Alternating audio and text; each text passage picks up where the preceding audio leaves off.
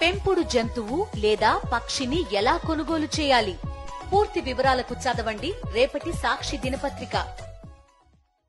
ముఖ్యమంత్రి పదవికి మరో 2 రోజుల్లో రాజీనామా చేయబోతున్నట్టు ఢిల్లీ సీఎం అరవింద్ కేజ్రీవాల్ సంచలన ప్రకటన చేయడంతో తదుపరి సీఎం ఎవరన్న చర్చ జోరుగా మొదలైంది.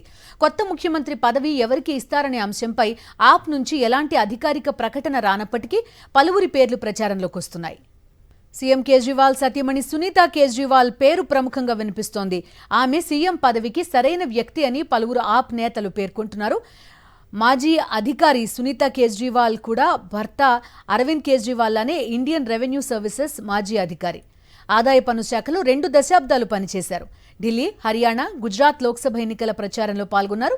కేజ్రీవాల్ జైలుకు వెళ్లిన తర్వాత ఆయన కుర్చీలో కూర్చుని కేజ్రీవాల్ సందేశాలను ప్రజలకు చదివి వినిపించారు.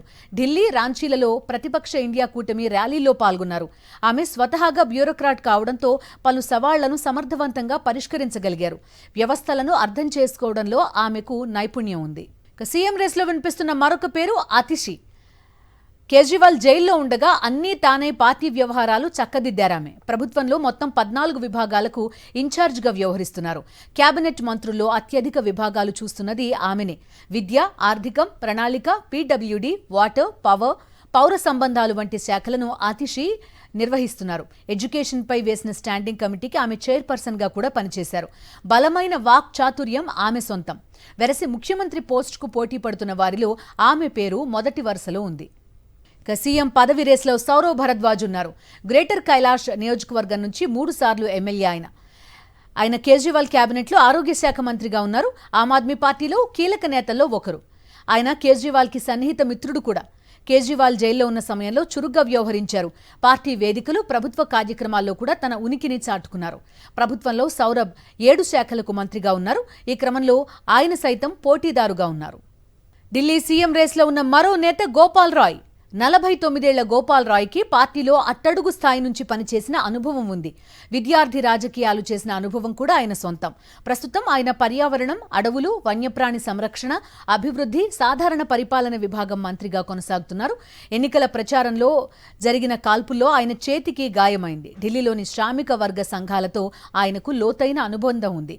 కార్మిక హక్కులలో ఆయన నేపథ్యం, పర్యావరణ సమస్యల పరిష్కారంలో ఆయన ప్రయత్నాల కారణంగా ప్రజల్లో ఆయనకు మంచి పేరుంది. కాలుష్య నియంత్రణ నుంచి కార్మిక సంక్షేమం వరకు పలు ముఖ్యమైన సమస్యలను పరిష్కరించడంలో ఆయన అనుభవం ముఖ్యమంత్రి పోటీదారులో ఆయన్ని ఒకరిగా మార్చింది.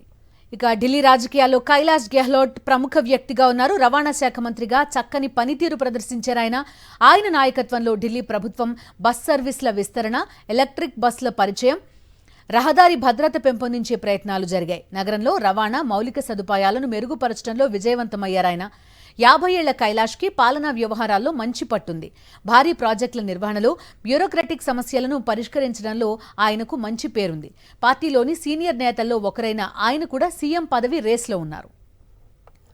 అయితే సునీత కేజ్రీవాల్కి ఉన్న పరిమితులు, రాజ్యాంగబద్ధంగా ఆమెకు ఉన్న నేపథ్యం, ఇలాంటివన్నీ ఆమె ముఖ్యమంత్రి కావడానికి అవరోధంగా ఉన్నాయి. పార్టీలో ఆమె సభ్యురాలు కాకపోవడంతో తొలుత ఆమె ఆప్లో చేరాల్సి ఉంటుంది. ఆ తర్వాత ఒక స్థానం నుంచి ఆమె పోటీ చేయాలి. అవేవీ లేకుండా సీఎం కుర్చీలో కూర్చున్న 3 నెలల్లో ఎమ్మెల్యేగా ఎన్నిక కావాల్సి ఉంటుంది.